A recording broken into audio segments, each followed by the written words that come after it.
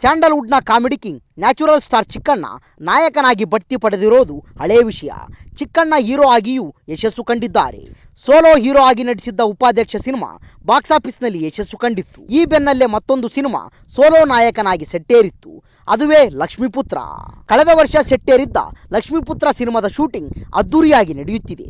ಈ ಸಿನಿಮಾವನ್ನ ಎಪಿ ಅರ್ಜುನ್ ನಿರ್ಮಾಣ ಮಾಡುತ್ತಿದ್ದಾರೆ. ಚಿಕ್ಕಣ್ಣ ಹಾಗೂ ಎಪಿ ಅರ್ಜುನ್ ಇಬ್ಬರು ಗೆಳೆಯರು. ಹೀಗಾಗಿ ಇಬ್ಬರ ಕಾಂಬಿನೇಷನ್ ನಲ್ಲಿ ಮೂಡಿ ಬರುತ್ತಿರುವ ಈ ಸಿನಿಮಾ ಮೇಲೆ ಸ್ಯಾಂಡಲ್ವುಡ್ ಮಂದಿ ಕಣ್ಣಿಟ್ಟು ಕಾಯುತ್ತಿದ್ದಾರೆ. ಮಾರ್ಟಿನ್ ಸಿನಿಮಾದ ಬಳಿಕ ಎಪಿ ಅರ್ಜುನ್ ಅವರೇ ಕತೆ ಬರೆದು ತಮ್ಮದೇ ಬ್ಯಾನರ್ನಲ್ಲಿ ಲಕ್ಷ್ಮೀಪುತ್ರ ಸಿನಿಮಾವನ್ನ ನಿರ್ಮಾಣ ಮಾಡುತ್ತಿದ್ದಾರೆ. ಚಿಕ್ಕಣ್ಣ ನಾಯಕನಾಗಿರುವ ಈ ಸಿನಿಮಾದ ಫಸ್ಟ್ ಲುಕ್ ಗಮನ ಸೆಳೆಯುತ್ತಿದೆ. ಚಿಕ್ಕಣ್ಣನ ಅಭಿಮಾನಿಗಳು ಸಿನಿಮಾವನ್ನ ಕಣ್ತುಂಬಿಕೊಳ್ಳುವುದಕ್ಕೆ ತುದಿಗಾಲಲ್ಲಿ ನಿಂತಿದ್ದಾರೆ. ಸದ್ಯ ಸೈಲೆಂಟ್ ಆಗಿ ಶೂಟಿಂಗ್ ಮಾಡುತ್ತಿದ್ದ ಲಕ್ಷ್ಮೀಪುತ್ರ ಸಿನಿಮಾದ ಬಗ್ಗೆ ಕ್ರೇಜ್ ಅಪ್ಡೇಟ್ ಸಿಕ್ಕಿದೆ. ಲಕ್ಷ್ಮೀಪುತ್ರ ಸಿನಿಮಾದ ಶೂಟಿಂಗ್ ಇಷ್ಟು ದಿನ ಸದ್ದಿಲ್ಲದೆ ನಡೆಯುತ್ತಿತ್ತು. ಸಿನಿಮಾ ಅನೌನ್ಸ್ಮೆಂಟ್ ಮಾಡಿದ್ದು ಬಿಟ್ಟರೆ, ಆಗಾಗ ಒಂದೆರಡು ಸುದ್ದಿ ಬಂದಿದ್ದು ಬಿಟ್ಟರೆ ಮತ್ತೆ ಸುಳಿವೇ ಇರಲಿಲ್ಲ. ಆದ್ರೀಗ ಸಿನಿಮಾದ ಶೂಟಿಂಗ್ ಬಗ್ಗೆ ಅಪ್ಡೇಟ್ ಸಿಕ್ಕಿದೆ. ಈ ಸಿನಿಮಾದ ಕ್ಲೈಮ್ಯಾಕ್ಸ್ ಶೂಟಿಂಗ್ ಅನ್ನ ಅದ್ದೂರಿಯಾಗಿ ಕಾಶಿಯಲ್ಲಿ ನಡೆಸಲಾಗಿದೆ. ಸುಮಾರು 3 ದಿನಗಳ ಕಾಲ ನಡೆದ ಈ ಶೂಟಿಂಗ್ ನಲ್ಲಿ ನಾಯಕ ಚಿಕ್ಕಣ್ಣ ಭಾಗಿಯಾಗಿದ್ದರು.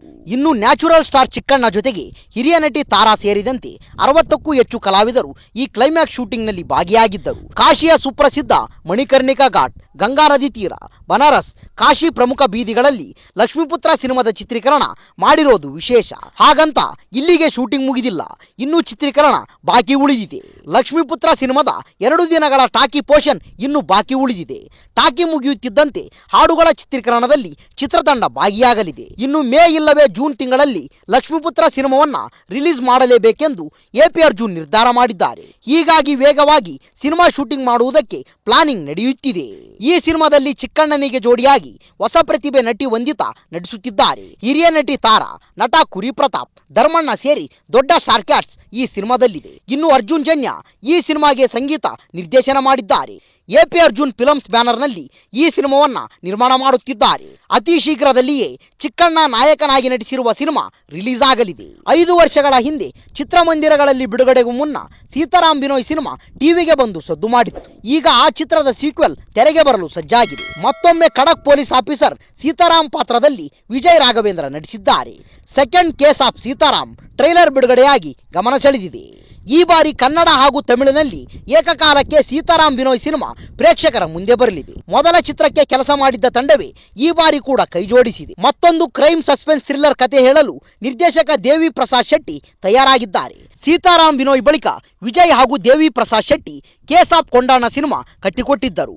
ಆ ಚಿತ್ರಕ್ಕೂ ಒಳ್ಳೆ ರೆಸ್ಪಾನ್ಸ್ ಸಿಕ್ಕಿತ್ತು. ಇದೀಗ 3ನೇ ಬಾರಿ ಈ ಜೋಡಿ ಪ್ರೇಕ್ಷಕರಿಗೆ ಥ್ರಿಲ್ ಕೊಡಲು ಬರ್ತಿದೆ. ಟೈಟಲ್ ಹೇಳುವಂತೆ ಈ ಬಾರಿ ಮತ್ತೊಂದು ನಿಗೂಢ ಪ್ರಕರಣ ಭೇದಿಸಲು ಸೀತಾರಾಮ್ ಮುಂದಾಗಿದ್ದಾರೆ. ನಿರ್ದೇಶಕ ಪವನ್ ಒಡೆಯರ್ ಚಿತ್ರತಂಡದ ಬೆನ್ನಿಗೆ ನಿಂತಿದ್ದಾರೆ.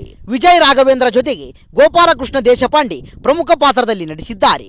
ಇನ್ನುಳಿದಂತೆ ಬಹುತೇಕ ಹೊಸ ಪ್ರತಿಭೆಗಳೇ ಈ ಚಿತ್ರದಲ್ಲಿ ನಟಿಸಿರುವುದು ಗೊತ್ತಾಗುತ್ತಿದೆ. ಟ್ರೈಲರ್ ಪ್ರತಿ ಫ್ರೇಮ್ ಅದೇ ಫೀಲ್ ಕೊಡುವಂತೆ ಭಾಸವಾಗುತ್ತಿದೆ. ಹೋಟೆಲ್ ಜಯಣ್ಣ ಮಿಸ್ಸಿಂಗ್ ಅಂತೆ ಸಾರ್ ಎನ್ನುವ ಡೈಲಾಗ್ ಮೂಲಕ ಟ್ರೈಲರ್ ಶುರುವಾಗುತ್ತದೆ. ನಡುವೆ ಒಂದು ಲವ್ ಸ್ಟೋರಿ, ಸೈಕೋಪಾತ್ ಆರ್ಭಟ, ಪ್ರಕರಣ ಭೇದಿಸುವುದು ಕಣ್ಗಟ್ಟುತ್ತಾ ಹೋಗುತ್ತದೆ. ಮುಂದೇನಾಗುತ್ತದೆ ಎನ್ನುವುದನ್ನ ತೆರೆ ಮೇಲೆ ನೋಡಬೇಕು. ಮತ್ತಷ್ಟು ಇಂಟೆನ್ಸ್ ಆಗಿ ಈ ಬಾರಿ ಕತೆ ಹೇಳುವ ಪ್ರಯತ್ನ ನಡೀತಿದೆ. ಫೆಬ್ರವರಿ 20ರಂದು second case of Sitaram cinema ಬಿಡುಗಡೆ ಮಾಡಲು ಚಿತ್ರತಂಡ ಮುಂದಾಗಿದೆ. ಹಾಗೂ ನವನೀತ್ ಶ್ಯಾಮ್ ಸಂಗೀತ ಚಿತ್ರಕ್ಕಿದೆ. ಕ್ರೈಮ್ ಸಸ್ಪೆನ್ಸ್ ಜೊತೆಗೆ ಇದು ಮ್ಯೂಸಿಕಲ್ ಸಿನಿಮಾ ಎಂದು ಚಿತ್ರತಂಡ ಹೇಳಿದೆ. ಅಷ್ಟರ ಮಟ್ಟಿಗೆ ಚಿತ್ರದಲ್ಲಿ ಸಂಗೀತಕ್ಕೆ ಅವಕಾಶ ಇದೆ. ಕಳೆದ ವರ್ಷ FIR 626, ಸ್ವಪ್ನ ಮಂಟಪ ಹಾಗೂ ರಿಪ್ಪನ್ ಸ್ವಾಮಿ ಎಂಬ ಸಿನಿಮಾಗಳಲ್ಲಿ ವಿಜಯ್ ರಾಘವೇಂದ್ರ ಮಿಂಚಿದ್ದರು. ಹೊಸ ವರ್ಷದ ಆರಂಭದಲ್ಲಿ ಸೀತಾರಾಮ್ ಆಗಿ ಪ್ರೇಕ್ಷಕರ ಮುಂದೆ ಬರ್ತಿದ್ದಾರೆ. ಇನ್ನೂ 2-3 ಸಿನಿಮಾಗಳು ಅವರ ಕೈಯಲ್ಲಿದೆ. ಸೀತಾರಾಮ್ ಕೇಸ್ಗಳು ಇದೇ ರೀತಿ ಮುಂದುವರಿಯುವ ಸಾಧ್ಯತೆ ಇದೆ ಎಂದು ಚಿತ್ರತಂಡ ಹೇಳಿದೆ.